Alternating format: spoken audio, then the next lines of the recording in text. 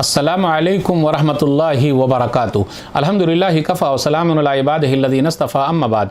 मोहतरम नाज़रीन इकराम, आसान दर्स कुरान के अंदर 29वें पारे का छठा रुकू है, जिसके अंदर सूरह हाक़्क़ा सूरह नंबर 69 की 15 आयतें हैं। आयत नंबर 38 से आयत नंबर 52 तक। औज़ु बिल्लाहि मिनश शैतानिर रजीम, बिस्मिल्लाहिर रहमानिर रहीम। फ़ला उक़्सिमु बिमा तुबसिरून, मैं उन चीज़ों की कसम खाता हूँ जिन्हें तुम देखते हो। वमा ला तुबसिरून, और उन चीज़ों को भी कसम खाता हूँ जिन्हें तुम नहीं देखते। इन्नहु लक़ौलु रसूलिन करीम, बेशक ये कुरान एक मुअज़्ज़ज़ इज़्ज़त वाले रसूल का कौल यानी कलाम है।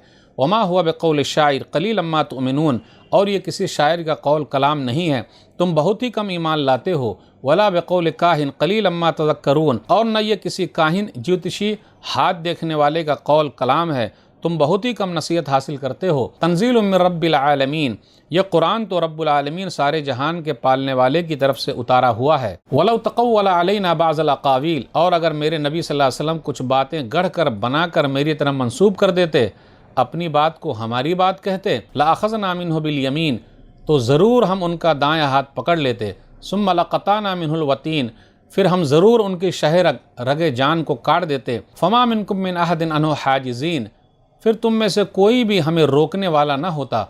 व इन्नहु लतज़किरतुल लिलमुत्तक़ीन, बेशक कुरान नेक लोगों अल्लाह से डरने वालों के लिए एक नसीहत है।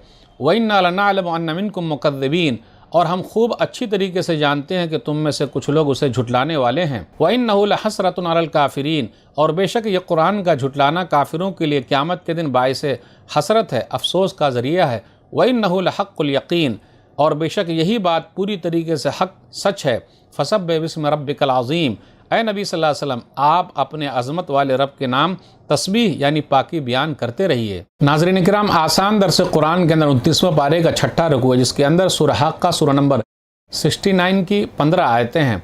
आयत नंबर 38 से आखिरी आयत आयत नंबर 52 तक। ये दूसरा रुकू है सूरह हाक़्क़ा का, जिसके अंदर कुरान के बारे में ज़िक्र है और साहिब कुरान यानी नबी सल्लल्लाहु अलैहि वसल्लम के बारे में ज़िक्र है।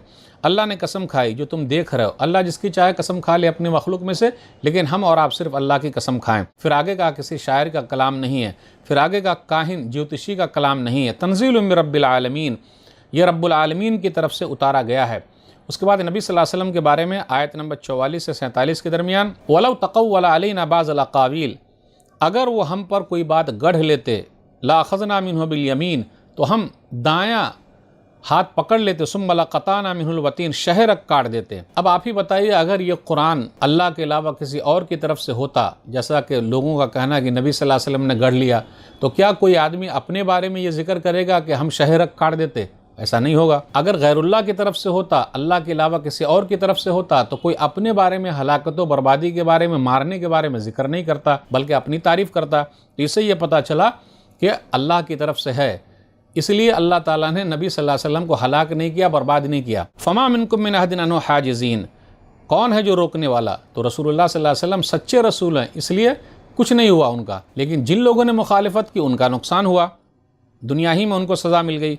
कुरान करीम के बारे में है, ये नेक लोगों के लिए नसीहत है, और कुरान अल्लाह की तरफ से होना बिल्कुल हक़ है। व इन्नहु लहक़्क़ुल यक़ीन, और नबी सल्लल्लाहु अलैहि वसल्लम से कहा जा रहा है कि आप अल्लाह की तस्बीह बयान करते रहिए। तो नाज़रीन इकराम, आज के दर्स में बस इतना ही।